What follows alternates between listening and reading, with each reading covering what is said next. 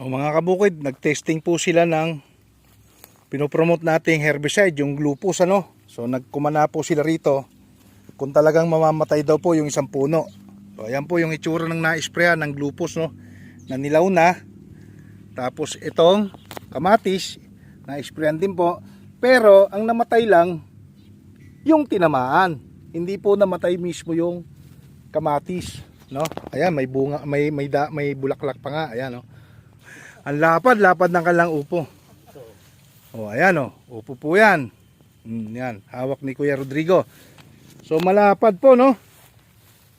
At hanggang doon ba ito, Kuya? Ganda sa may okra na 'yon. Ah, okra. Yung okra inyo pa rin. Oh, sa amin pa rin. Sa inyo. Oh, dito naman tayo sa kanilang okrahan. Maanaw-anaw pa lang kami dito. Yun, maluwang yan. Hanggang doon sa dulo yan. Ayun, ayun. Oo nga no. Dalawang banos.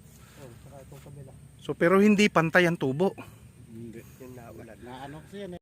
Tanggalin mo naman yung abungot mo do. O magandang araw mga kabukid. Nandito ako sa Barangay Gulod muli ano. Katabi lang po ng Purok 3, Purok 4 ito no. Purok 3 kina Sir JR, Boss Erwin no. So ang titignan natin ngayon ay ano bang halaman nyo, Boss Eric? Okra, pipino, upo. Oh, yun. Okra, pipino, upo, kamatis, ayan. Kalabasa, kalamansi, sile, oh, napakadami pala. Na, yun, may sitaw pa. Na umorder po kasi sa atin sa online si Bossing Noel, ayan no, ng ating Miracle Spoliar. Siyempre, pagka kaya ko lang puntahan mga kabukid, talaga bibisitahin natin yung kanilang taniman. At nandito na nga po ako at kasama na ng ating mga bossing na ito. So pupuntahan na po natin si Eric. Okay. Okay. Shoutout muna sa inyo. Shoutout sa lahat. Ayan o, yung mga butihin nating mga nagagandahan. Nagagandahang dilag. Ayan, shoutout po sa inyo. Ayan, mamimitas. Sa inyo lahat. Ayan o. Ma'am, si ma'am napaka shy type. O sige, pupunta muna kami doon. Okay, salamat sir. Okay. So ayan mga bossing, mga kabukid kasama ko na si Kuya Rodrigo at si Boss Noel. Shoutout sa iyo. Yan. O ito yung kanilang kamatis. Bibigyan natin ng buhay dahil matamlay. Nako. Ayan. Asan ho ba yung kamatis? Di joke lang, madamo kasi kaya. So ayan.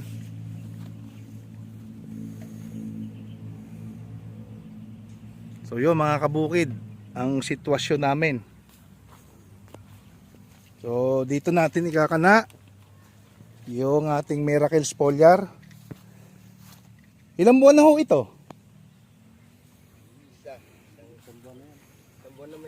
May isang buwan. So 40 days, gano'n. So ano ba to? D-Max? Yung ano, yung Diamante? diamante max. O D-Max nga. So 20 dias pa, pwede ng halawan. Kung 40 days ha. 60 days po kasi kamatis. So maganda naman. Kaya lang nahihinaan ako sa bulaklak. May mga dapat namumulaklak. Kagaya ho nito, ilang piraso lang ang bulaklak. Ang laki-laki ng puno, no? So, mahina. So, talo pa rin sa production. O, yun, no? 4 na piraso lang yung bulaklak.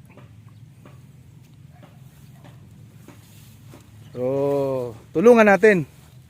Supplyan natin ng nutrients. Gamitan natin ang Miracle Spoliar mga kabukid. O yan, si Kuya Rodrigo. Kuya, anong pangalan mo? Amang. O, si Kuya Amang, ayan. So, meron sila ritong upo. Mga kabukid, sa ibang lugar, hindi po ito alam na pwede pala ang upo, gapang. No? Upo po ito. O, yan. Para mapatunayan, mag-angat nga tayo ng bunga kung mayroon. Para makita lang ng mga manunood. Baka siya niloloko tayo ni kabukid. Upo po yan, upo. Hindi ho yan. Malit ka, pipitas lang ganila to. Ayan, ayan. Ayan, klaro na mga kabukid ha. Upo po yan ha. O, ayan o. Upo po yan. Yan. Hawak ni Kuya Rodrigo. So, malapad po, no? At, hanggang doon ba ito, Kuya? Ganda sa may okra na yun. Ah, okra. Yung okra inyo pa rin. Oo, sa amin pa rin yan. Sa inyo. Hanggang doon sa dulo. Ang lapad pala. Pino namin. O, ito, pipinong gapang din. Pinong kapang din. Dito lang po kayo makakita niyan, mga kabukid. Sa Nueva Ecija. O, yung iba kasing pipino, talagang nilalagyan ng balag. Kuya Rodrigo, ito bang pipino na ito? Yun din ho ba yung variety nung nilalagyan ng balag? Oo, siya rin. Oh, siya rin. Oo, ganun din. Mm. So, mag-aangat tayo. Kuya Amang, mag-aangat nga po kayo ng isang bunga. O, ayan o. Yan. O, yun pa. Ah, ano pala to? Kinis. Yung ano to, ambasador. Puti. Pasador. Oh. Ambasador, kung tawagin. So, lapad din, oh. Ilan luwang ho ito? Malapad-lapad. Kulang ho ang in-order mo rito, Miracle Foliar. Boss Noel. Sa lapad nito. So, mga kabukid, in-assist natin yung gulayan or okrahan nila Kuya Digong. Ayan. Si Kuya Digong po, Rodrigo. Dahil ito po ay bukid palayan. So yung langit po rito ay may gripo. Lagi po umuulan. So natubig. So nagdevelop po ng punggos. So yung iba dyan, bansot. So ina-advise ko na ma-sprayan yung lupa ng activator, no? Anti-pungus. So ayun, napakalapad po nitong okrahan na, 3 hektarya yata to. Ayan. Kuya Mang, shoutout sa'yo. So titignan natin mga kabukid yung kakayanan ng ating Miracle Foliar dito at ng iba pang produktong irerekomenda ko po sa kanila. Matulungan naman natin yung ating mga kababayang ito na gumanda yung kanilang tanim at mapitasan ng maganda. Dahil sa totoo lang, maganda po presyo ng okra ngayon. Lahat ng gulay maganda. So yun po, no, i-assist natin to. Abangan nyo po yung part 2 nito mga kabukid. Nandito po kami sa gitna ng kanilang taniman. Ayan, bukirin na po yan ang kabila. Ayan, no. Oh, lapad. Upo ho yun, ano? Kalabasa naman. Kala ko upo. Yung kalabasa naman yung katabi. Napakadami ng tanim dito. Kaya lang ang problema, inatake ng damo. Kasi nga po ito ay palayan na ayaw naman tigilan ng ulan.